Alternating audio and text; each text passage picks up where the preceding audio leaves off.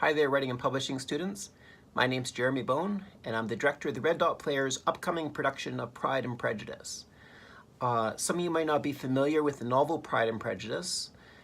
Here it is. It's a book from 1813, and it's about this very strong-willed and intelligent young woman called Elizabeth Bennet, who meets this aristocratic, wealthy guy called Mr. Darcy and decides she hates him.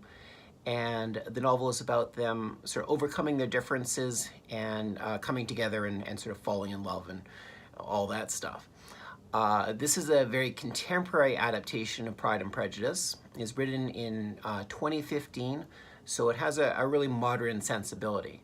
And that's what we're hoping to communicate in the poster. So here are a couple of ideas for the poster. Idea number one is we'd like the poster to be anachronistic.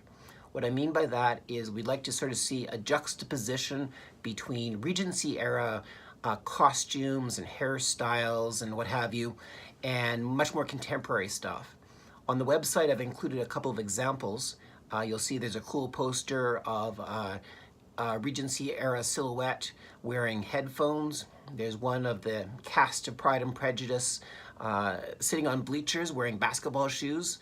And then my favorite is there's this great poster of Elizabeth Bennet with boxing gloves on, which really captures the confrontational nature of her relationship with Mr. Darcy.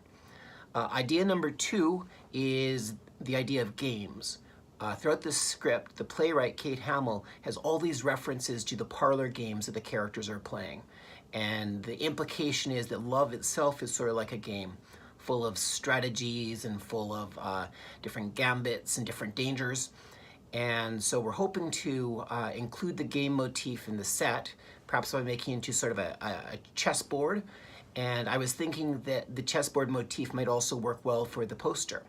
Perhaps there could be black and white or maybe red and gold chessboard squares, or perhaps we could have Elizabeth and Mr. Darcy sort of facing off as though they're chess pieces on a chessboard.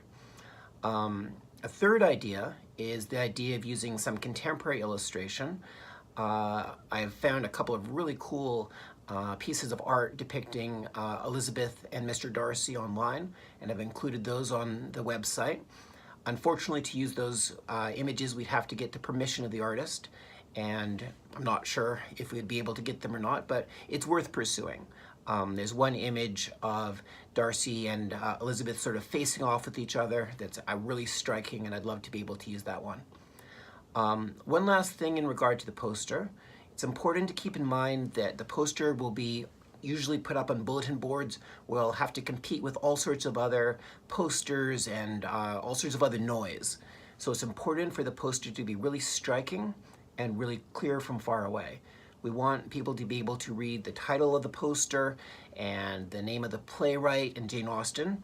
And we want the image to be striking enough that it will sort of stand out. So think of the fact that the poster needs to be really clear in a place where there's all sorts of competition from other images.